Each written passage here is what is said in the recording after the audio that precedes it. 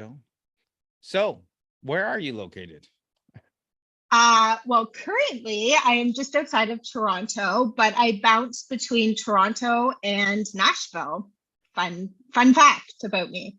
Yeah, Nashville's a fun city. It is, and it has a really cool startup ecosystem too. So, what's the weather like in Nashville this time of year?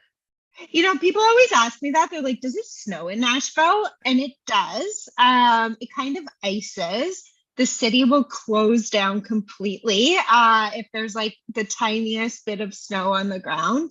I remember one year going to get paint at a Lowe's, and it had like snowed a little bit, but like nothing that my Canadian blood couldn't handle. And I went to the Lowe's and they're like, why are you here? Are you okay? Is it an emergency? There was no one else in the store. I'm like, I'm just getting paint. It's fine. Yeah, it's funny what we're used to. I lived in Texas for 2.5 years, and I had to wear a jacket, I think once, a very light jacket, but when I was wearing, I see people walking around in like this super downfilled, what we would see at -40. I'm like, really? Like, Yeah, I know. I guess you get used to it, eh? It's not but it's funny, literally. I have a light spring jacket on and someone looking like the Michelin man walking by. Yeah. We're all Yeah, it's different climate, I guess. And the sure joke, I is. guess, in Canada is if you don't like the weather, wait 5 minutes. So Yep, it's definitely true. Definitely. Yep. all right. So I'm just gonna move my questions to a good spot where I can see them and we'll get started. You were just down, I'm gonna say, in Vegas. I was in Vegas. Yep. I was there for Money 2020, one of the like largest fintech shows. And we were also in San Francisco for TechCrunch as well, right before. Fabulous, fabulous. I know. How was TechCrunch this year? You know what? It's my first time being there, so I have nothing to compare it to. But it was good. It was a great first experience. Tons of amazing startups to talk to and who were pitching. They had some great events outside of it as well. The weather in San Francisco was a little cold, but yeah, overall a great show.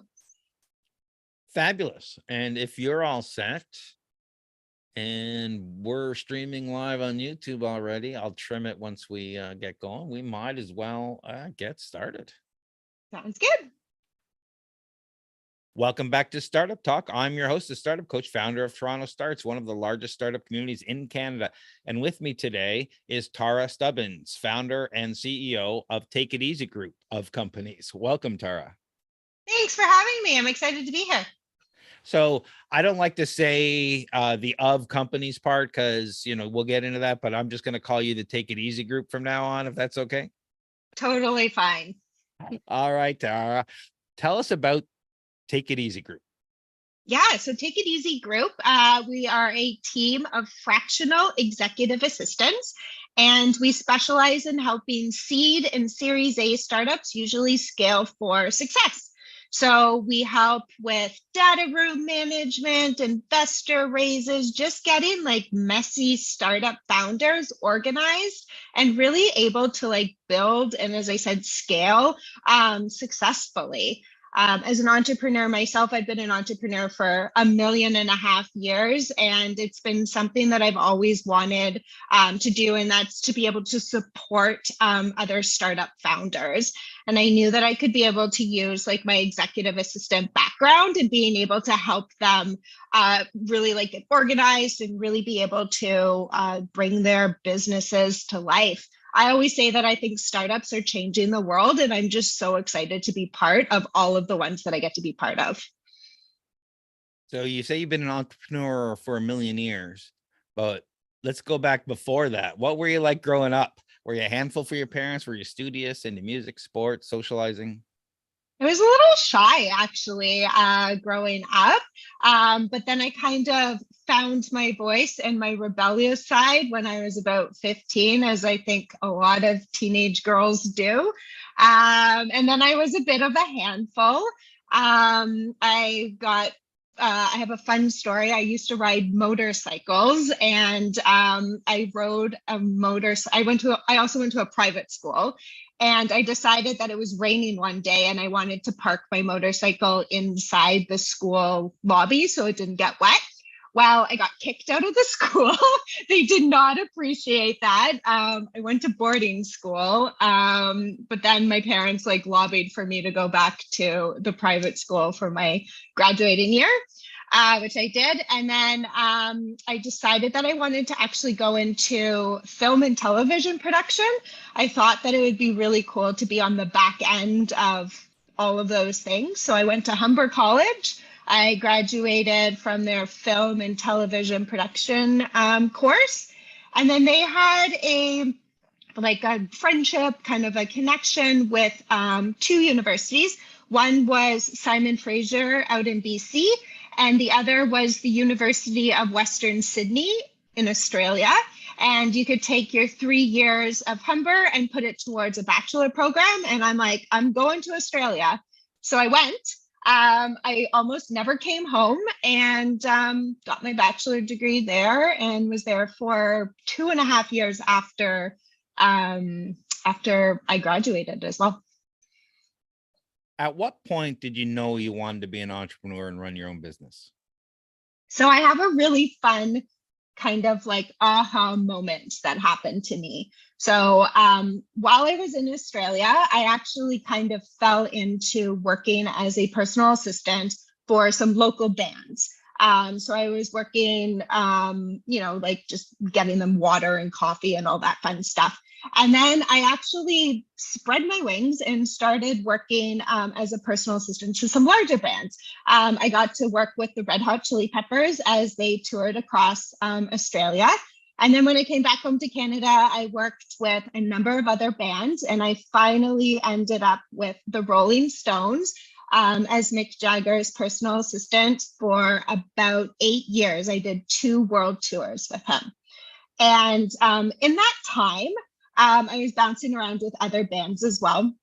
And one of the rock stars that I was supporting had a very fun, interesting request. And that was every time his toothbrush came out of a suitcase after it traveled, he wanted it to be sanitized in the hotel dishwasher.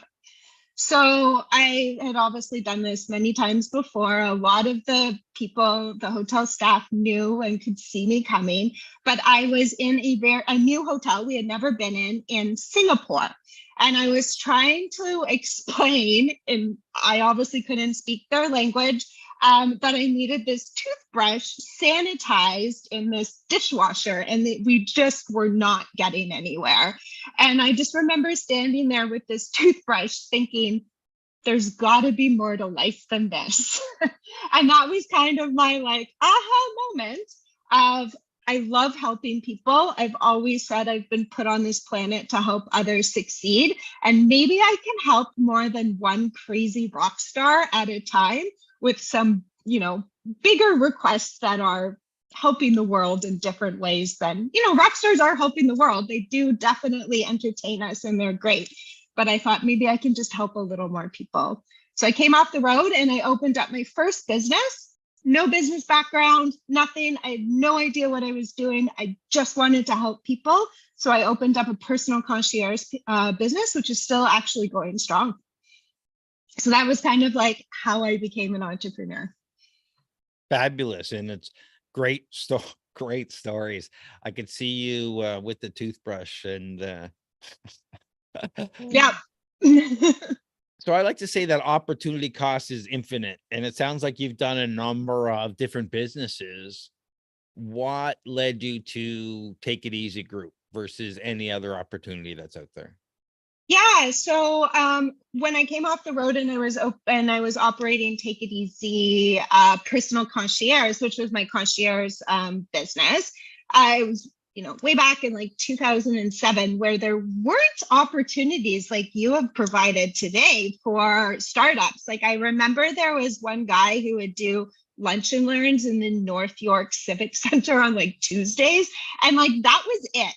And because I had no business background, I was constantly like wanting the community, wanting to learn from someone. And like it was hard to find until the first co-working space opened in Toronto. And I think I was like the second one to sign up. I was so excited to be part of their community. Like I volunteered at the front desk. I was just like involved with everything. And I started meeting entrepreneurs, founders, listening to their stories. And I started hearing, that they would get to a certain point of scale and then they couldn't get over that hump. Founders are doing everything that they can't really do anything because we're just caught up in trying to keep all the balls in the air. And because of my executive and personal assistant background, I could see that they just needed a little help. And I wanted to be able to provide like the skilled executive assistants that I knew to them. And I knew that they couldn't really afford, a 10-year plus skilled executive assistant. So I wanted to offer it on a fractional basis. So that's how Take It Easy Group was formed. And what exactly does Take It Easy Group do? We talked about fractional executive assistants, but what does that mean? Yeah, so as a building and scaling startup, we'll talk about that specifically because I know that's mostly your audience. Again, the new founders are busy doing so many things. So a fractional executive assistant can come in and help you build that business as like a strategic right-hand partner right beside you. So we're not sitting there waiting for tasks to be delegated to us. We're actually very strategic in how we help offboard tasks from your everyday to-do list. We've done, 1 million investment rounds, so we know kind of the process, so we can help you through that. We've managed board meetings and difficult boards of directors, so we can help through that. Managing events and conferences and follow-ups and just everything that businesses are trying to do, founders, CEOs is like themselves. We can help take off their plate and be that like right-hand strategic partner with them. That sounds like there's a lot of great experience to leverage there. Why hire a fractional executive assistant versus a full-time employee? Yeah, so as I was mentioning before, a lot of new founders don't have the runway to hire a very experienced executive assistant. You could probably hire someone who's great right out of school, or maybe a virtual assistant at an hourly fee. But they're just going to be able to do those tasks, those delegated tasks for you. If you really want that like strategic person to be able to be proactive and really drive your business forward, you need someone with a little more experience. And that's why we can offer the executive assistants on a fractional basis so everyone can afford us. So what would you say the main difference is between what a fractional executive assistant does versus a virtual assistant, the average virtual assistant? Yeah, so I've hinted at it a few times, and it's mostly like our strategic and proactive thinking. So we are really involved in helping businesses grow. That's what we want to do for our clients. We want our clients to succeed just as much as the founders. So we are in there, we're in the weeds, we're making suggestions. We're really that strategic partner.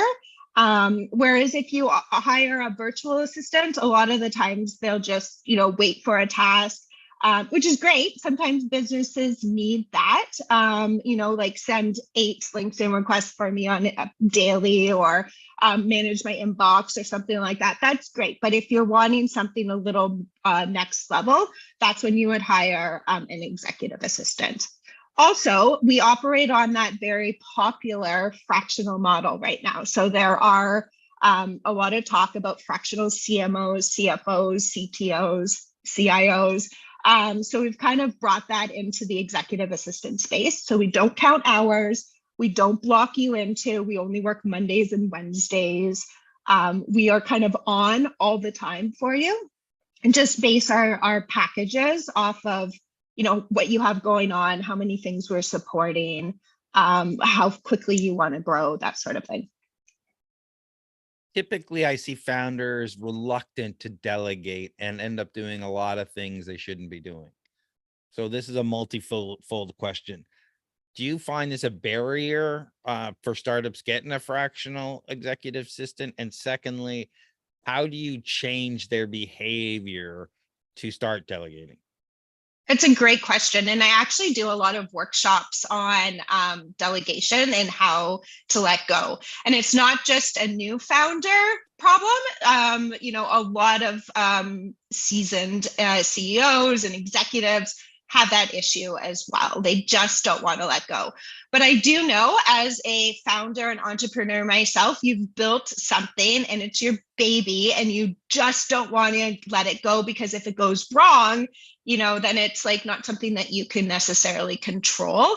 Another thing I hear a lot is I might as well just do it myself. I can do it faster than having to explain it to someone, which is true. Sometimes it does take a while to explain what you have going on so someone can take it and run with it. But you should only have to explain it once or twice, and then that person can take it and run with it. So you're saving time in the long run.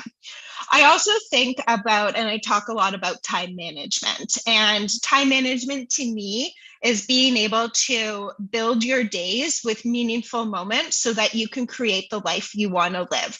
So if you're creating your business and your startup, and you're trying and you're scared about delegating, but you can't really get to the next level, you should look at how you're managing your time.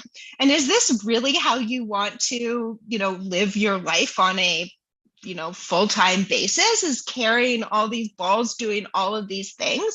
Maybe there just is one aspect that you can start handing off slowly and then move on to something else.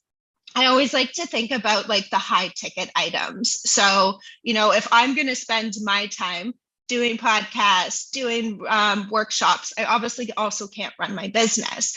But the high ticket items for me is being out in the public and being able to speak to people. So what's the high ticket item for you?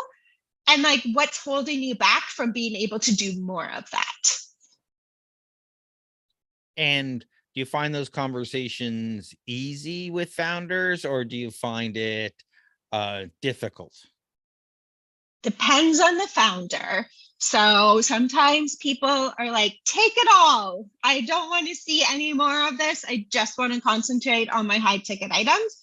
Some people are a little more reluctant. Maybe they've had a bad experience in the past. Maybe they've heard of a friend who's had a bad experience. So it does take some time.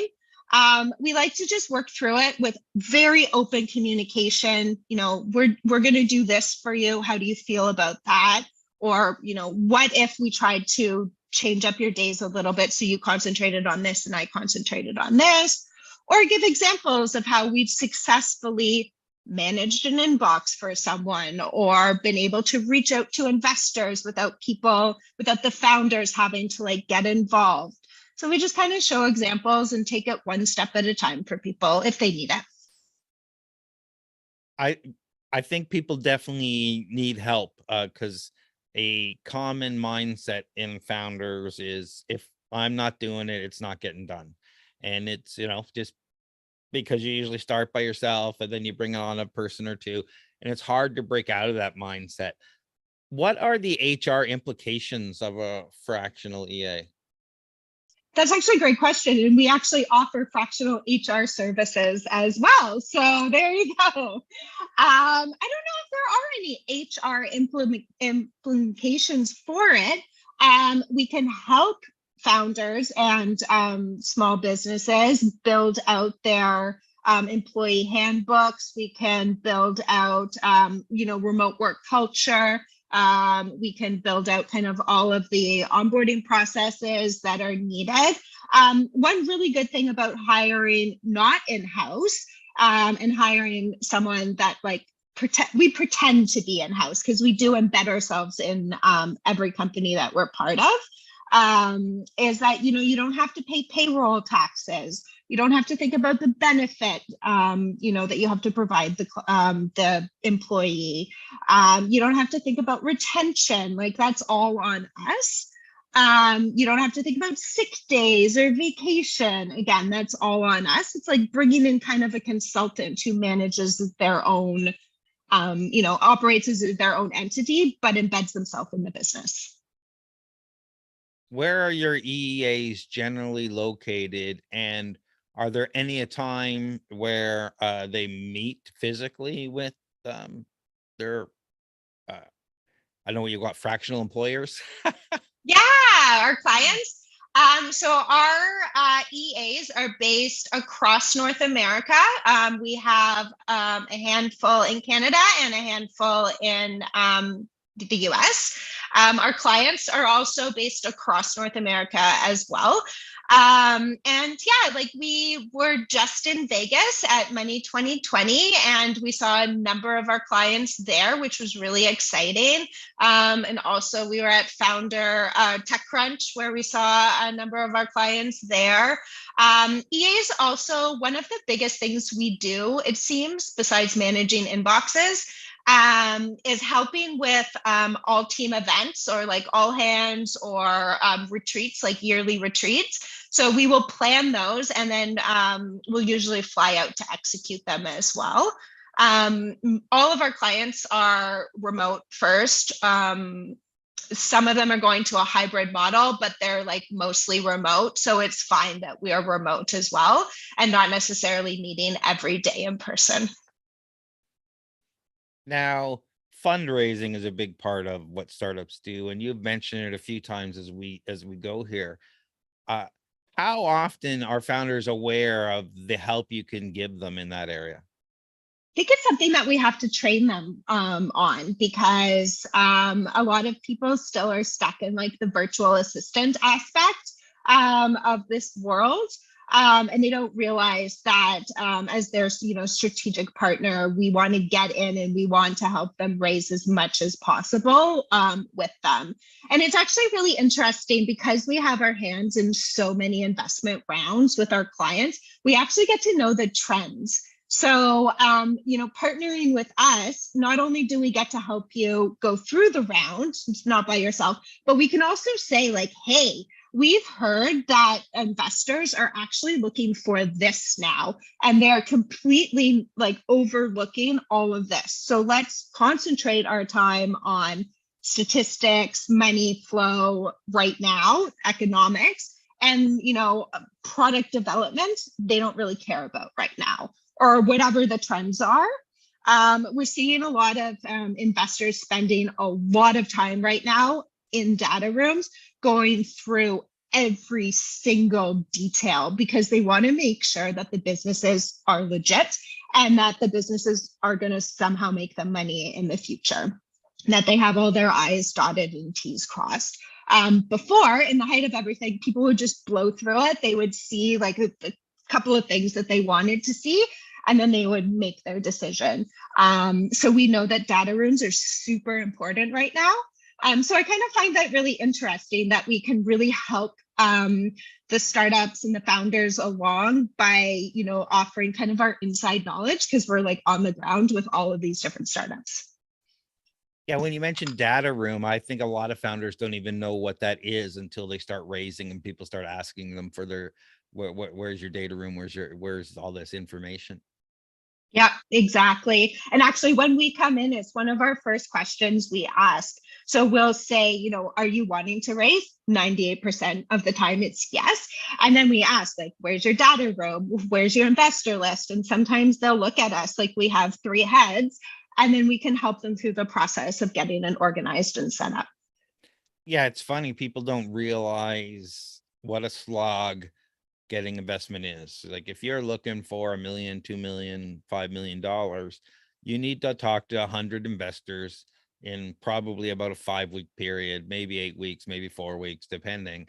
But every founder that's got funding that I know of, it's pretty much been that 100 investors that they had to meet with over a few week period of time, because there's not one person that writes a check. You got to get that first investor first, and then they help you with the other ones. And people don't kind of realize the whole process. And it's not easy to schedule those meetings with investors, to find the right investors to schedule meetings with, because it can't be just random people. It's got to be people investing in your industry, in your area. And that is a lot of work that founders don't realize how much it is until they get into it. I'm glad Yeah, and you. managing the follow-ups too can get really complicated because you have 16 Daves writing you saying I need this, all from different investors, groups, and VC companies, and it's just really hard to like keep everything on track. And also keep the emotions up too, because you're talking to 100 people and you're getting 80 no's. And it's really, really hard to just go into every single meeting and hear another no. So we're like, the back end cheerleaders over here being like, nope, we got this. Let's tweak this. Let's try this. And really helping our founders lift their spirits as well.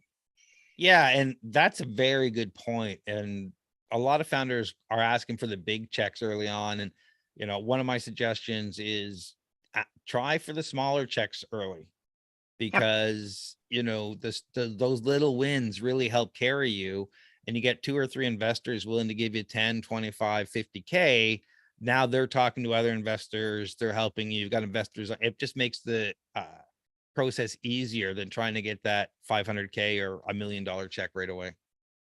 Agree. And you actually said something really interesting. I talk a lot about motivation, and a lot of founders think like, what am I doing wrong? I don't feel motivated for my startup anymore to continue. And they think that motivation is something like lightning strike that's going to hit you and you're just all of a sudden going to be motivated.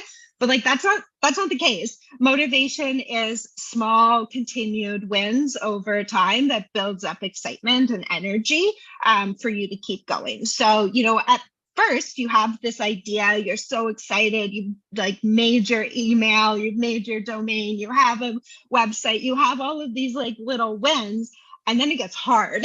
Then you start hearing the no's, then you start getting into like budget issues. So it's just kind of creating that motivation too is what we do as well.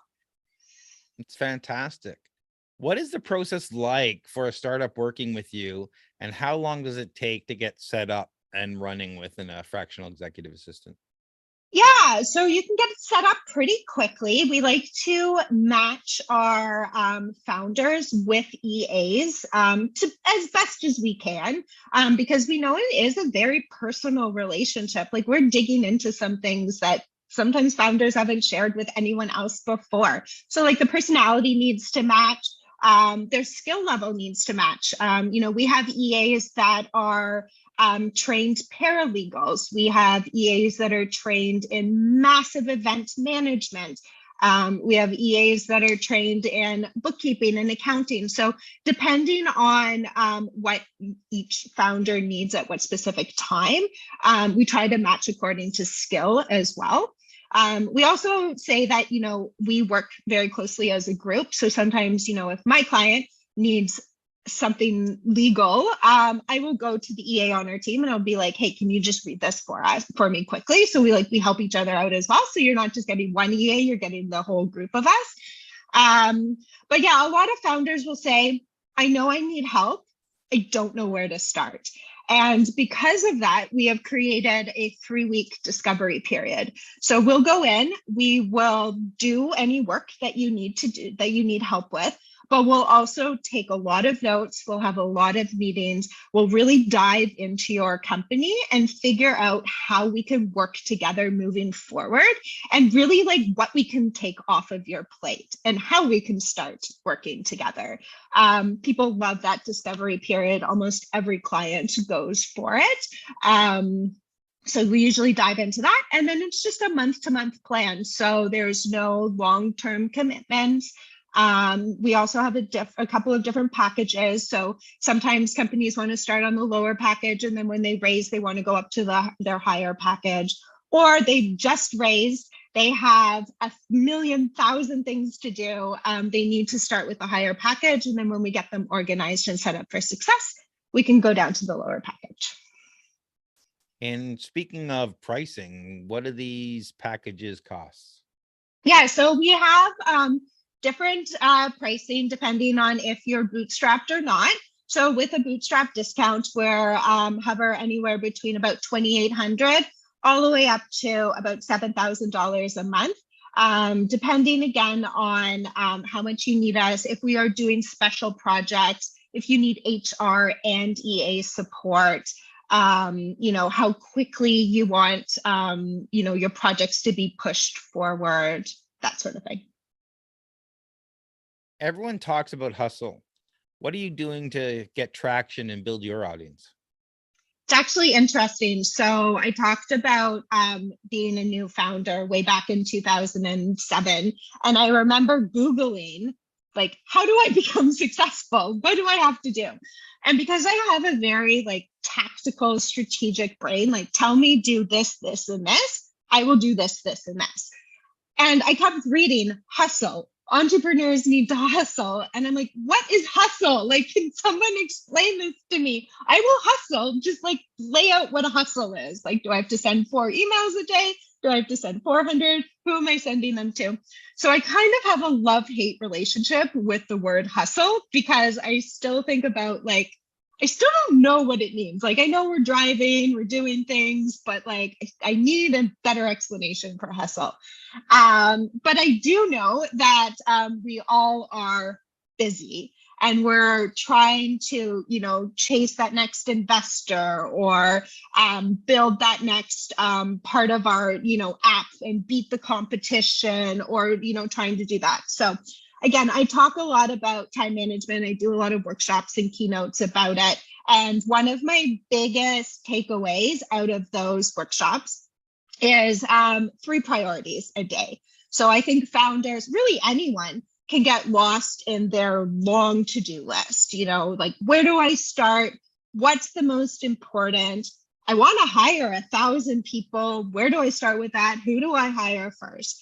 So I always like to do a brain dump of like everything that's kind of in your brain and then try to pick out like the priorities. So today I'm going to concentrate on these top 3 priorities. I'm not going to concentrate on hustling or being busy just to be busy. Or I actually remember when I started working for a couple of like new startups, I would see their calendars were just like back to back to back to back meetings. And I'm like, I want to be that. I want to be that person. Then I was that person and I was like, I don't want to be that person anymore. Or I remember another person I used to work with in person and follow actually around doing a ton of speaking engagements. He was constantly on the phone and like emailing on the go and like taking calls right before he went on stage. And I was like, I want to be that. I think that's hustling. And then I was that and I was like, I don't want to be that either. So it's really being able to like set up your day and really be able to drive whatever priorities you can forward that will help your like overall goal. So I think that we don't need to concentrate on how busy we are, but it's more how productive we are during a day. Great. And I think, hustle in general is mostly related to getting business. So, getting whatever it takes to get new clients. True. The other stuff is just work. What is your funding situation? Are you bootstrapped? Are you pre-seed? What's happening? Yeah, so we are definitely not in any investment. We are bootstrapped. We actually have a wonderful problem right now where we have a little bit of a backlog and clients wanting to start with us and not having enough EAs. So if any EAs are listening, please send in your resume. We have I built up a really wonderful network from what I did in my past. So I was able to leverage that. Totally bootstrapped. I like to share both successes and failures. So there's a chance that someone listening might not make the same mistake. Can you tell us a time where you messed up and made the wrong pivot or startup decision? I can tell you a million times I messed up. I think any founder that has been a founder for more than like 3 weeks has made multiple mistakes. And I used to think that like, I'm not cut out for this. Like, why why am I not succeeding? Why is my business not growing as fast as I wanted it to? I also think that like social media, and we also hear a lot about these unicorn companies that, you know, raise $11 billion in, you know, 3 weeks. And we're like, why are we not them? And we kind of compare ourselves to them. But I always like to say that I was in business for a good like 6 years before I could even take any sort of salary off of that. I had no business background. I had no idea what I was doing. So I felt like all the money that I was putting in was kind of like me putting myself through business school. But I remember very clearly, again, way back in 2007 when the yellow pages were still a thing. I saved up like all my money to run a fairly large ad in the yellow pages because I thought that's what we did. And I remember the day they were like being delivered to everyone's houses, I sat by my phone thinking that it was going to ring off the hook because everyone was going to see this ad. And so obviously, lesson learned, it doesn't happen that way. And throwing, you know, money at advertising or, you know, trying to get a quick fix is usually not the best way to go about it. I've also, you know, I've hired too quickly. That's been a problem before. I've hired too slow. That's also been a problem before. But I just really think that like as entrepreneurs, we can't beat ourselves up about making mistakes because every successful entrepreneur has made a bazillion mistakes, and it's just something that you kind of have to get used to along the journey. Absolutely. The whole mantra of fail fast, meaning, you know, make your mistakes early versus late in the game. So you're spending a little bit of money making these mistakes, not a lot of money. Yeah, it's true. And like as we were talking about in, you know, getting all the no's in the investor rounds, like don't let it get to you. Just kind of brush yourself off and be able to move on. I think that's what makes a really, really good entrepreneur and a successful entrepreneur. Yeah, and get feedback and make your pitch better every time. Like I talk to founders, if they've pitched 100 investors, it's been 100 different pitches almost because, you know, it's changes, tweaks. So, you know, nothing, don't, if you're failing all the time, change it up. Exactly. Yeah. What's your favorite book for entrepreneurs? So I have a few. I have a love-hate actually relationship. I have love-hate relationship with hustle, and I have a love-hate relationship with books for entrepreneurs. And the reason why is because I come again from the mindset of like time management. And a lot of CEOs and entrepreneur books will tell you you have to do these 20 things in the morning and everyone's going to be successful. So, and they like kind of all contradict each other too. But if you actually like dive into it and start thinking about it, it's like weird because they're like, okay, you have to sleep 8 hours. You have to read at least 20 pages a day. You have to eat 3 good meals a day, like homemade, healthy meals. You have to have time for friends and family. You have to work out like at least an hour. You have to have dinner with your friends or family, like sitting down, not being around your computer. You have to like, there's all these things. And it's like, where do I have time to do all of this and run a business and be successful? Like, it just like, it makes me angry. I'm getting a little heated. I'm sorry. But anyway, so I do like the motivation that, you know, the books have, and a lot of people will get a lot of things from it. Years ago, Keith, I can't pronounce his name. I think it's Farazi, wrote a book about coming to dinner. And it's amazing because it really talks about leveraging your network and really being able to like manage your time as well. So he talks about traveling the world and, you know, for speeches and business meetings. And, you know, every time he's in like New York, he'll leverage his LinkedIn and will write people and he'll be like, let's go for dinner. And it's like really about managing those personal relationships, which I find is, you know, the most important thing when you're building a business. excellent advice. Building your network, it always pays you in the long term. I agree. And people don't want to do it because it's slow. There's no instant gratification in building your network. You hear a lot about give a lot, like at networking events. Make sure you like connect someone or make sure, and people are like, but like, I need something now. I'm at this networking event because I need a client or I need this. So it's a little hard because if you read the blogs out there and everything, you'll see that, people will say, go, if you need a client or you need more money, go to networking events. But like, it's very rare that you're going to get immediate money, revenue, a client out of that. But the long-term effects are, speak volumes. Yeah, I mean, you've got to go with that in mind that, hopefully you'll make a client or a good connection or whatnot, but it's the long term. It's the people who reach out 3-6 months down the road. And I think there's a book I read a long time ago, and you don't need to read it, but the whole concept is, never eat alone. So, you're Yeah, having that's it. lunch you're having lunch every day, you might as well have it with somebody. Yep. But people, it's work booking that, it's work just thinking about stuff to say, it's work because it's a networking thing and it's a business.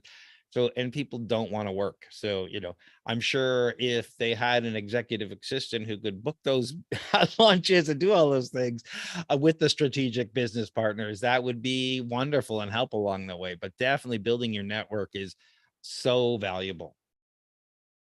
Agree. So, do you have any tips for founders? I have a million tips. I feel like all we've been talking about are tips for founders.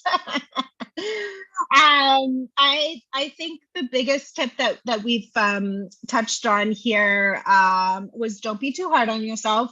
Don't compare yourself to others. Like the stories that you hear out there, they're very rare. It's just like social media. People are, just showing the best that they can, but not kind of the real story. And I always like to make sure that people have a good plan.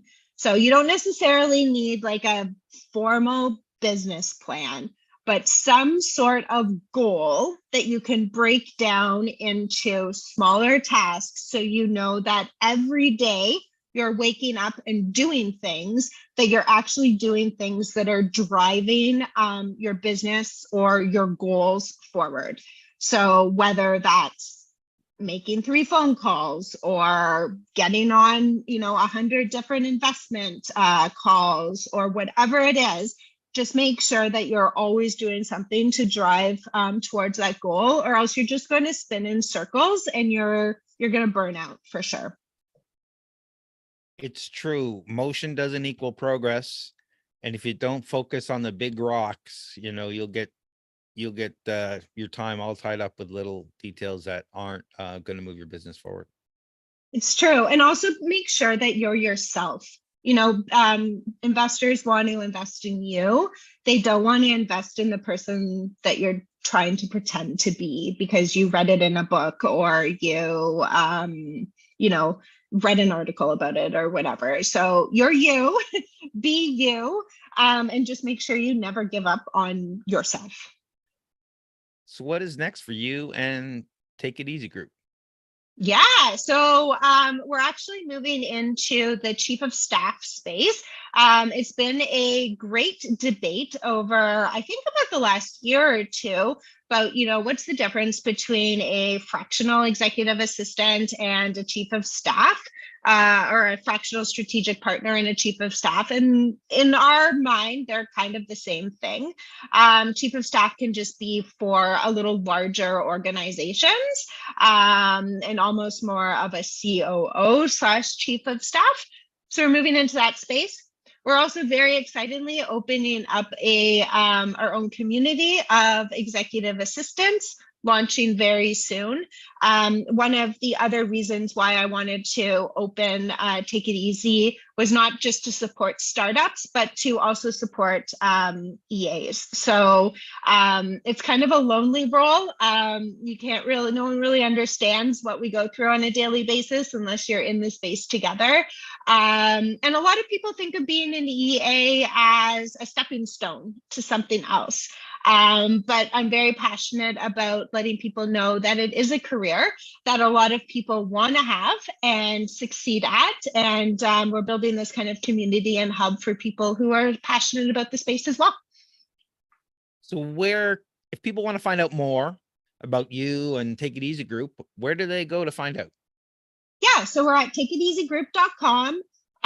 We're on socials at Take It Easy Group as well. I'm at Tarra's Time on Twitter, and Tarra_concierge on Instagram, a little throwback for my personal concierge space.